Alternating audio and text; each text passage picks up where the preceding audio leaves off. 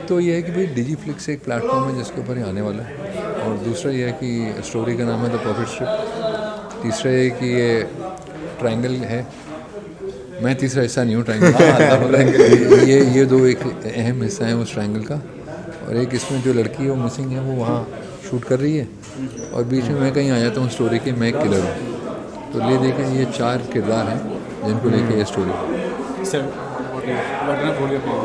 हाँ, what kind of role you are playing? Word kind of role, see honestly ज़्यादा तो बता नहीं सकते, बट ये मैं बता देता हूँ कि मी एंड रजनीश हम इस शो में बेस्ट फ्रेंड्स हैं, और एक बिट्रेयल होता है। तो जो बिट्रेयल होता है एक किलर के थ्रू होता है। So obviously Rahul ji is playing that character, and the जो बिट्रेयल होता है it's because of a love interest, लड़की का मामला होता है तभी कुछ गलत हो सकता है। So it's about 4 characters and that's it, और कोई कैरेक्टर है ही नहीं शो में। It's about the politics which goes on between these 4 people. But I am इसमें it's a very eccentric kind of a role that I'm playing. मतलब obviously जैसा उन्होंने बताया कि लव है, बिट्रेयल है और रिवेंज है इस सब में, तो उसके अंदर ये एक ऐसा बंदा है जो who is sort of suffering somewhere, but he also decides to take a few steps जहाँ पे कहानी घूमती है। तो उसके अंदर ऑब्वियसली यू नो बाबू आते हैं जो राहुल सर प्ले कर रहे हैं, then there is Ruslan, so we all are the main catalysts I would say in the story, and then लड़की भी इन्वॉल्व है जो अभी तभी यहाँ नहीं है। Actually, the girl is very critical in the film. In the story, sorry. मुझे यार यही याद है कि जब मैं आ रहा था सब everybody used to discourage me because my seniors had sort of not really maybe prepared that well. और I would give my credit to the late Mr. Mukulanand who signed me for my first film. और क्योंकि उन्होंने sign किया तो बहुत सारे बाद में लोगों ने साइन किया, अरसा हो गया, एक गैप हुआ लंबा, पिक्चर वो आई नहीं। 97 में हम आउटडोर पे गए थे, या we came back, he had unfortunately heart attack, and then वो फिर आगे जाके 2000 में फिर पिक्चर जब आई चैम्पियन, तब तक उन्होंने काफ़ी मेरी हेल्प करी थी। पेंटल साहब एंड असरानी साहब वो my teachers, so a lot of credit and gratitude to them. Kishore Namit Kapoor ji, another teacher of mine, a lot of gratitude to him. So ये कहूँगा कि एक स्किल सेट को हॉर्न किया इन लोगों ने। देखिए ऐसा है कि जो पहले जो वेब का दौर चल रहा है ना, वो ऐसा दौर है कि सारे एक्टर्स यू नो वेब, मुझे ऐसा लगता है कि it's like a short film जो आप एपिसोड्स में देखेंगे, तो it's short like a film. जो डायरेक्टर्स होते हैं वो ज़्यादातर फिल्मों के होते हैं। इसका कॉन्सेप्ट ये है कि एक ट्रायंगल किस्म की कहानी है, और इसमें मतलब ट्रायंगल में प्यार होता ज़ाहिर है, फिर कहीं ना कहीं बिट्रेयल भी हो सकता है, तो इसमें है वो बिट्रेयल, और फिर कहीं ना कहीं जाके जो उसकी कड़ी है वो एक किलर है जो कि मैं प्ले कर रहा हूँ, और वो इसमें आएगा, और फिर वो कैसे चीज़ें बदलती रहती हैं, तो बस यही किस्म की कहानी है, फिर कहाँ जाके ख़त्म होती है। सर जैसा अभी पूछा था मैंने आपसे कि जो शुरुआत का वक्त था उसमें मॉडल्स जो आते थे इंडस्ट्री में उनको उतना कैपेबल नहीं समझा जाता है एक्टिंग फील्ड के लिए। जी। लेकिन आपने प्रूव किया, शुरुआत के जितने भी प्रोजेक्ट्स किए हैं काफ़ी सक्सेसफुल प्रोजेक्ट्स के पार्ट रहे हैं, और जितने में भी रोल किया है कि यादगार रोल किया है, तो उसके में बताइए क्या कहना चाहेंगे कि वो कितना बड़ा अचीवमेंट मानते हैं आप खुद के लिए? अचीवमेंट तो क्या है सर, मगर ये मुझे अच्छा लगता है कि यार मुझे जो लोग मना करते थे कि यार ये देखो यार मॉडल्स बिल्कुल वुडन होते हैं, एक्टिंग नहीं कर सकते, फलाना है, ये हैं वो हैं, काफ़ी शुरुआत में डिस्करेजमेंट मिला था, मगर कुछ लोगों से बहुत सारा प्रोत्साहन और इनकरेजमेंट मिला था।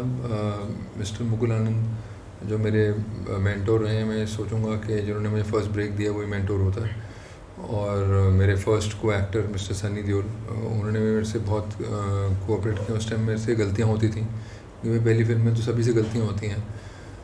मिस्टर संजय दत्त जो मेरे पहले आउटडोर पे गए थे, उन्होंने मुझे बहुत इनकरेज किया था कि नहीं यार राहुल यू आर देयर। तो यू नो ये लोगों का एक समझ लीजिए कि एक ग्रेस रही है। बाकी जो लॉर्ड अबव यू नो मुझे पता नहीं था कभी भी। अभी देखिए 114 फिल्में रिलीज़ हो गई, पता नहीं लगा कैसे रिलीज़ हो गई, इतनी फास्ट रिलीज़ हो गई। एक 20 साल गुजर गए लास्ट ईयर।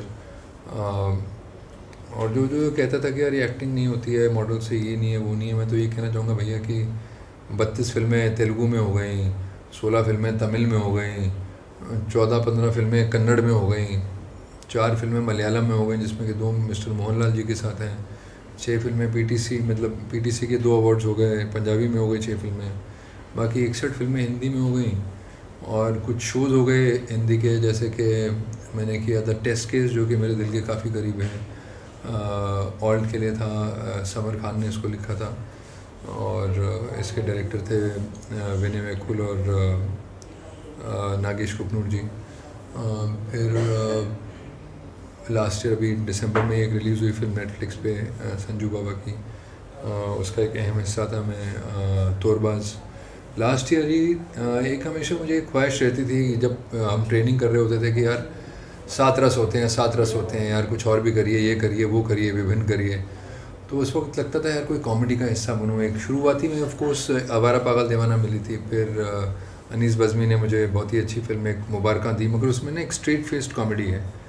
तो एक फुल ऑन कॉमेडी जिसमें पार्टिसिपेशन भी है मुझे मिला who is your daddy, Ekta Kapoor, thanks to her and thanks to all, thanks to Balaji, thanks to my director Chirag. और बहुत अच्छा लगा when you got nominated for best supporting actor comedy last year जो अभी OTT अवार्ड्स हुए, तो वहाँ मुझे लगा यार नॉट बैड कि एटलीस्ट फर्स्ट टाइम एक फुल ऑन आपने कॉमेडी अटैम्प्ट करी और वो भी सराही गई। फिर साल के शुरुआत में संजय गढ़वी साहब जिनके साथ मैंने किडनैप करी थी कई साल पहले, उनके साथ शुरुआत हुई साल के। एक बड़ा कैरेक्टर वो भी मेरे क्लोज रहेगा, मोंटी सिंह का, दाढ़ी है, निहंग प्ले कर रहा हूँ उसमें। और मार्च आई थिंक 28 को रिलीज़ हुई थी operation Parindey last year as a feature film on ZEE5। और इस आने वाले अरसे में भी 26 जनवरी को एक रिलीज़ है, मोस्टली 26 जनवरी को ही है, अनलेस की डेट थोड़ी बहुत चेंज होती है। LSD love scandal and doctors, एक इंडिया का फर्स्ट मेडिकल थ्रिलर है। ये आएगा ऑल्ट पे और साथ में आएगा ZEE5 प्रीमियम पे। मार्च में फिल्म आ रही है मेरी रात बाकी है, जो कि एक हू डन इट है, एक रात की कहानी है। तो जो जहाँ आपके वापस सवाल पे मैं जाता हूँ तो वही है कि यार अभी मैं देखता हूँ एक 20 साल की जर्नी को, अच्छा लगता है। तो ये भी बहुत अच्छा लगता है कि एक विश्वास एंड में अपनी कैपेबिलिटीज़ में, अपने हार्डवर्क में, और एक पॉजिटिव चीज़ लेना लोगों से कि यार ये इनकरेज कर रहा आदमी तो उस इनकरेजमेंट के साथ जाओ, बजाय इसके कि यार ये 2 लोग डिस्करेज कर गए हैं उनकी तरफ जस्ट फॉरगेट अबाउट देम। चलिए OTT की बात हो रही है, OTT प्लेटफॉर्म इतना बड़ा हो गया, फिल्म फेयर जैसी बड़ी ब्रांड अवार्ड्स कर रही है उनके लिए, OTT अवार्ड्स अभी आया था फिल्म फेयर का। तो वो कहना चाहेंगा कि ये जो OTT का मीडियम है, आपको क्या लगता है एज एन एक्टर कितना आपको मिलता है प्रूव करने के लिए अपने एबिलिटी को? मैं एक क्रिएटिव व्हील का एक खाली हिस्सा हूँ। मैं तो एंड में जाके एक्टर हूँ, मगर सबसे पहले कहानीकार होता है जो कहानी लिखता है, उसके बाद एक डायरेक्टर होता है जो कहानी को डायरेक्ट करता है, प्रोड्यूसर होता है। कई कहानियाँ ऐसी होती हैं कि जो कि शॉर्ट में नहीं बताई जा सकती, 2 घंटे के दरमियान नहीं बताई जा सकती हैं।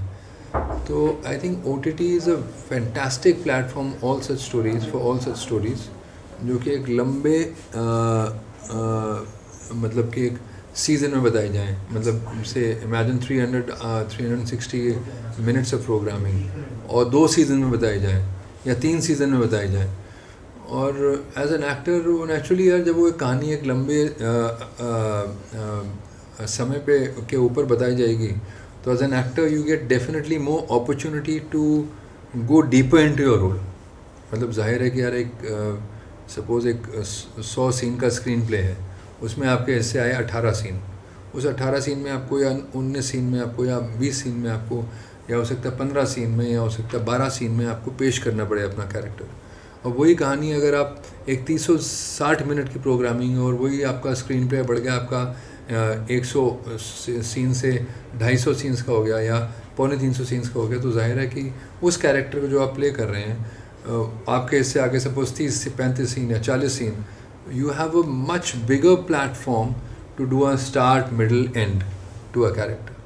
So I think as an actor it's extremely exciting.